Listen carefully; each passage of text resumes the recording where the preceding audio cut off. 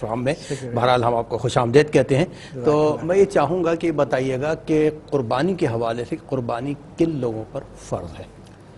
بسم اللہ الرحمن الرحیم۔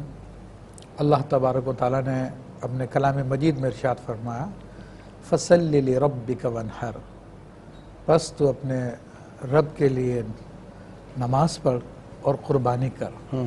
تو یہ آیت طیبہ قربانی کی فرضیت کی دلیل ہے۔ اور قربانی کن لوگوں پہ فرض ہے؟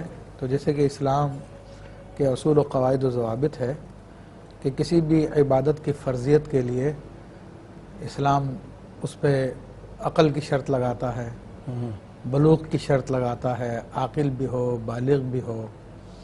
پھر چونکہ یہ مالی معاملہ ہے تو مالی معاملات میں شریعت نے عموماً نصاب کی شرط لگائی ہے کہ صاحب نصاب ہو، ٹھیک، یعنی اس کی ملکیت میں 52.5 تولہ چاندی یا اس کی قیمت تقریباً 40-39 ہزار روپے اس کی حاجت اصلیہ سے زائد ہو، اور وہ قرض میں بھی نہ جکڑے ہوئے ہوں، اور اس کے علاوہ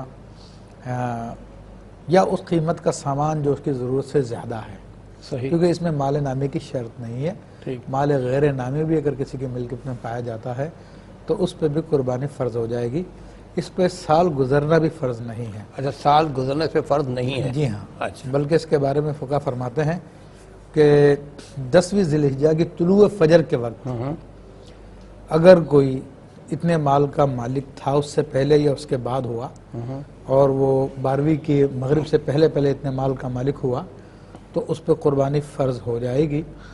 اور اگر بچہ تھا بالغ ہو گیا اس دوران تو اس پہ بھی قربانی فرض ہو جائے گی اگر اس کے پاس مال ہے تو، صحیح۔ اگر غیر مسلم تھا اس ٹائم میں مسلمان ہو گیا اور اس کے پاس مال بھی ہے تو اس پہ بھی قربانی فرض ہو جائے گی، ٹھیک۔